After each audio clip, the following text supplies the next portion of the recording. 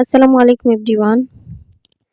শীতকালীন সবজি বাঁধাকপি দিয়ে মসুরের ডালের সঙ্গে অনেক মজার একটা পাকোড়া বা বড়া তৈরির রেসিপি আজকে আপনাদের সঙ্গে শেয়ার করব। এটা তৈরি করা খুবই সহজ আর হাতে মাত্র থাকা কয়েকটি উপকরণ দিয়েই এই রেসিপিটি তৈরি করে নেওয়া যাবে। চলুন তাহলে কথা না বাড়িয়ে চলে যাচ্ছি পুরো রেসিপিতে। এই পাকোড়াটা তৈরি করার জন্য আমি এখানে হাফ কাপ মসুরির ডাল ভিজিয়ে তারপর এটাকে ব্লেন্ডারে ব্লেন্ড করে নিয়েছি। আপনারা চাইলে শিলপাটায়ও বেটে নিতে পারেন। তবে মসুরির ডালটা কিন্তু আমি একদমই মিহি করে ব্লেন্ড করিনি, একটু আধা ভাঙা টাইপের রয়েছে, দেখতেই পাচ্ছেন। পাকোড়াটা তৈরি করার জন্য আমি এখানে নিয়েছি 1 কাপ বাঁধাকপি কুচি। আমরা নর্মালি ভাজি করার সময় যেরকম কুচি করি আমি ঠিক সেভাবেই কুচি করে নিয়েছি। এখন আমি এখানে সামান্য কিছুটা লবণ দিয়ে তারপর বাঁধাকপিটাকে খুব ভালোভাবে চটকে চটকে লবণটাকে মিশিয়ে নিচ্ছি। এতে করে বাঁধাকপি থেকে পানি বের হবে আর একদমই নরম হয়ে যাবে। চটকে নেওয়া হয়ে গেলে এবার এখানে আমি দিয়ে দিচ্ছি 1/4 চা চামচ আদা গুঁড়া, দিয়ে দিচ্ছি 1/4 চা চামচ গোলমরিচের গুঁড়া। এরপর এখানে আমি যে ডালটাকে আগে থেকে ব্লেন্ড করে রেখেছিলাম সেটা দিয়ে দিচ্ছি। এরপর এখানে আমি দিয়ে দিচ্ছি হাফ চা চামচ লাল মরিচের গুঁড়া।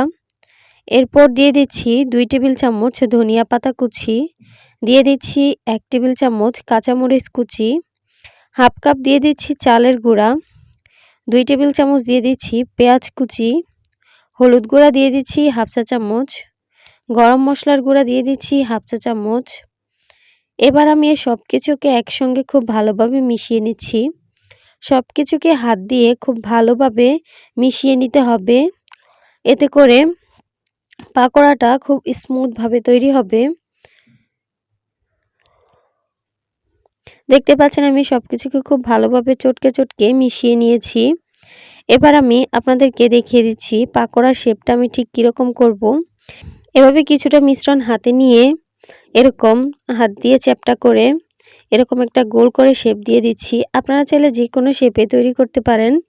দেখতে পাচ্ছেন আমি ঠিক এভাবেই সবগুলো তৈরি করে নিব। আমার এখানে সবগুলো তৈরি করা হয়ে গেছে। আমি এগুলোকে ভাজতে চলে যাব। এগুলো ভাজার জন্য চুলায় একটি প্যান বসিয়ে তাতে পর্যাপ্ত পরিমাণে তেল গরম হতে দিয়েছি। তেলটা যখন কিছুটা গরম হয়ে আসবে তখন আমি এখানে একে একে বড়াগুলো দিয়ে দিব। দেখতে পাচ্ছেন আমি এখানে বেশ অনেকগুলো দিয়ে দিয়েছি। চুলার মিডিয়াম আঁচে এগুলোকে ভাজতে হবে।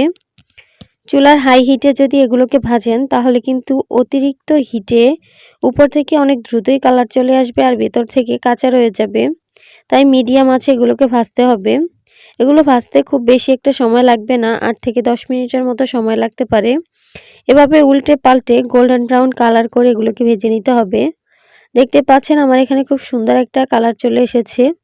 এখন আমি এগুলোকে একটা ছাঁকনিতে করে তেল ঝরিয়ে উঠিয়ে নিচ্ছি।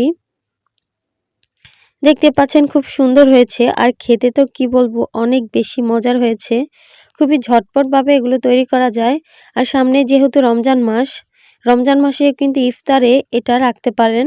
এটা খেতে কিন্তু বেশ ভালো লাগে।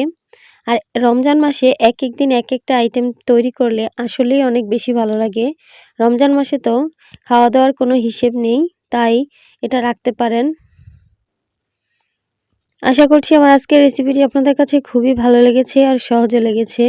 যদি ভালো লেগে থাকে অবশ্যই আমার চ্যানেলটি সাবস্ক্রাইব করবেন আর আমার ফেসবুকে একটা ফলো দিয়ে রাখবেন। আর লাইক কমেন্ট শেয়ার করতে ভুলবেন না। আজকে এ পর্যন্তই, পরবর্তী ভিডিও দেখার আমন্ত্রণ রইল। আল্লাহ হাফেজ।